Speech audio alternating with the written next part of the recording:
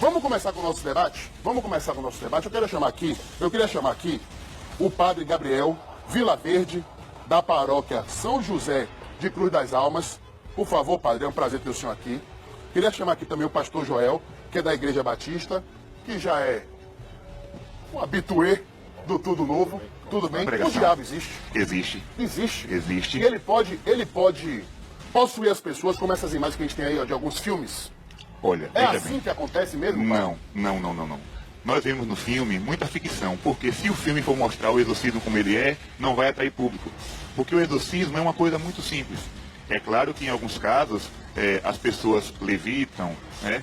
As pessoas levitam? Sim. Casos raríssimos. Você já viu? Raríssimos. Não vi, mas exorcistas, né? Porque eu não sou exorcista. Existem pouquíssimos sacerdotes na igreja que têm essa função de exorcizar, né? E eles atestam... não é qualquer padre que pode praticar o exorcismo. De forma alguma. Para ser exorcista, tem que ter autorização, a licença do bispo. Ou seja, se o meu arcebispo me der essa licença, eu posso exorcizar. Fora isso, eu não posso fazer. Eu não tenho autoridade para realizar tal ato. Como é que a sua religião, por exemplo, encara a suposta existência do diabo? Nós temos aqui imagens, olha, de práticas, de rituais da Igreja Batista, supostamente práticas de exorcismo. O que é que o senhor tem a dizer sobre isso? O diabo para os batistas existe? Então, boa tarde, tudo bem? Obrigado. Eu queria também fazer eco às palavras do padre, para que a gente lembre o seguinte: quando a gente fala de Igreja Batista, a gente está falando de um grande número de comunidades no Brasil. Os batistas aqui no Brasil têm pouco mais de 100 anos e nós temos aqui há pelo menos 3 grandes grupos batistas no Brasil, então eu não posso falar em nome de todos os batistas. Mas falando sobre o pensamento batista, eu gostaria de enfatizar assim, que no pensamento batista, a questão do exorcismo não é central, não é uma coisa central. Porque dos pilares do pensamento batista é da autonomia do sujeito, da responsabilidade do sujeito. Então, a prática de Jesus, o exorcismo, ele tem a ideia da possessão demoníaca, não está tanto só no indivíduo, mas nas estruturas sociais. Os porcos eram a comida dos soldados romanos. Legião era o nome dos destacamentos romanos. Então, na prática dos evangelhos, o que Jesus faz é orar pelas pessoas e dizer para o demônio sair. Não há grandes rituais, como o padre falou, não há grandes rituais para a expulsão de demônios. Vamos fazer o seguinte, eu quero saber como é que uma pessoa pode identificar que a outra está possuída pelo demônio, o que é que ela deve fazer se ela for da Igreja Batista, o que é que ela deve fazer no catolicismo. Padre, nós vimos ali a suposta previsão da morte do Papa feita pelo demônio, que foi apresentada pelos sacerdotes, pelos padres do Arautos do Evangelho. O diabo tem esse dom premonitório? O diabo tem a capacidade de prever o futuro? Veja bem, o exorcista, ele tem autoridade para fazer um interrogatório ao demônio. Ele pode fazer perguntas e Deus também permite que o demônio faça algumas revelações. Porém, é preciso lembrar que Jesus chama o Satanás de pai da mentira. Então, ele tem uma capacidade muito grande de enganar, de mentir, de ludibriar. Então não é tudo que o demônio fala que nós podemos tomar como verdade. E também devemos saber se aquilo que foi dito foi realmente o demônio ou foi simplesmente uma pessoa com distúrbio. Então, quer dizer, o senhor acha que o diabo ele divulga, vamos dizer assim, algumas informações para causar intriga, para causar desconfiança, para causar desavença, é isso? Veja bem, em alguns casos, o demônio já chegou a revelar pecados do próprio exorcista, né? A falar coisas que o exorcista fez no passado. Então, o demônio tem esse conhecimento. Então, ele busca o que? Desmoralizar o exorcista. Isso. Mas precisamos saber realmente se o que ele está falando é verdade, se é uma mentira, para desmoralizar o sacerdote, e também se aquele processo é de fato possuído por quê? Pronto, boa pergunta. Como identificar que uma pessoa está possuída pelo demônio? Pois bem. Por exemplo, você tem uma pessoa aí em casa que está ali, aí você acha que a pessoa, sei lá, tem algum distúrbio mental. A pessoa mudou o comportamento de uma hora para outra, ou então durante um período. Aí começou a falar com a voz diferente, começou a ter reações muito agressivas. Como saber se aquilo é de fato um distúrbio mental, um problema de cabeça, ou se foi o diabo que tomou conta daquele corpo? A igreja, nesses 2000 anos de experiência, ela vai nos dar 4 sinais que podemos distinguir. Vejam bem, falar línguas desconhecidas, ou seja, uma pessoa analfabeta, no momento do ritual do exorcismo, começa a falar em latim, francês, inglês, aramaico, hebraico, e também consegue entender se o padre falar em uma língua estranha. É um sinal. Outro sinal, aversão aos objetos sagrados, ou seja, o rosário, a cruz, a Bíblia, ele começa a cuspir, a querer quebrar Água esses objetos. benta, né? A água benta, a reação, né?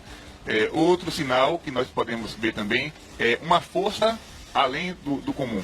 Uma criança de 10 anos possessa, ela pode levantar uma geladeira com uma mão. Então são Peraí. coisas... Como é o negócio?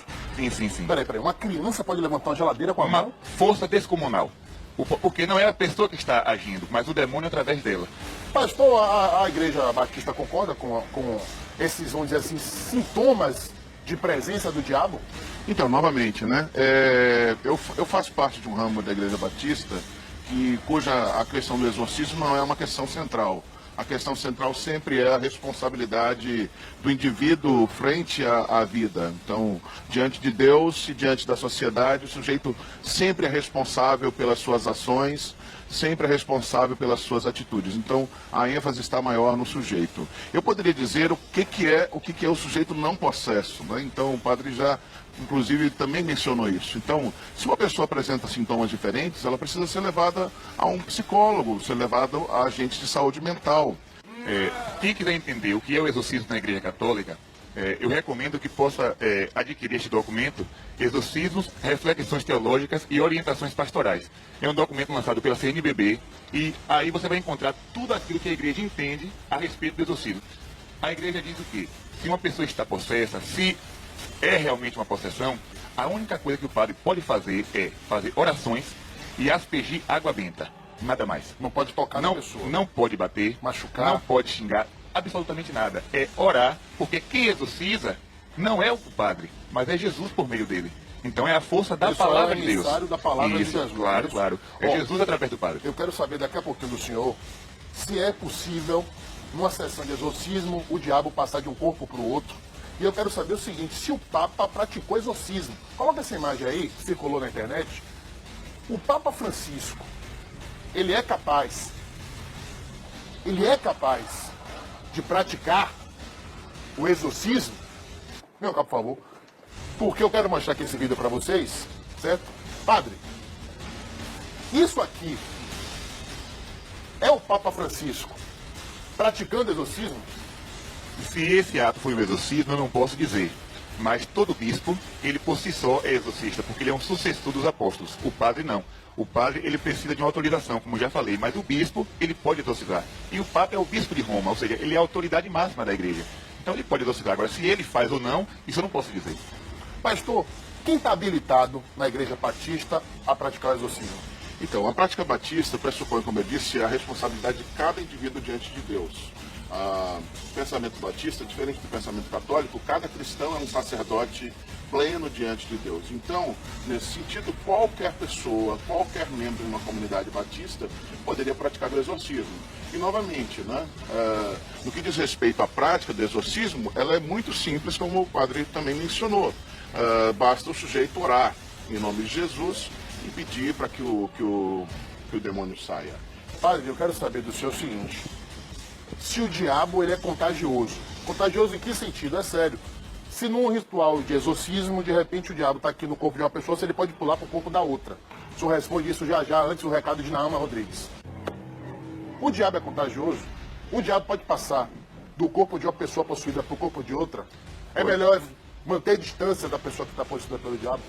Há 8 anos eu venho estudando esse tema do exorcismo, inclusive eu já estive com membros da Comissão Internacional de Exorcistas, né? Um padre francês e outro africano. Não tem medo não, do diabo? Não, porque ele que deve ter medo dos cristãos, porque nós estamos com Jesus. Não sou eu que devo ter medo dele. E eu nunca ouvi falar sobre essa questão de um demônio sair do corpo de uma pessoa e passar para outra. Graças a Deus. E é bom também saber, irmão, que a função principal do demônio não é possuir ninguém. A função principal dele é afastar as pessoas do bem, afastar as pessoas de Deus. Ou seja, a Bíblia diz que ele veio para matar, roubar e destruir. Então, possessão é algo muito raro. Em 1000 casos, um vai ser então, por que possessão. Ele possui? Porque ele quer acabar mesmo com a vida daquela pessoa, né? E Deus permite.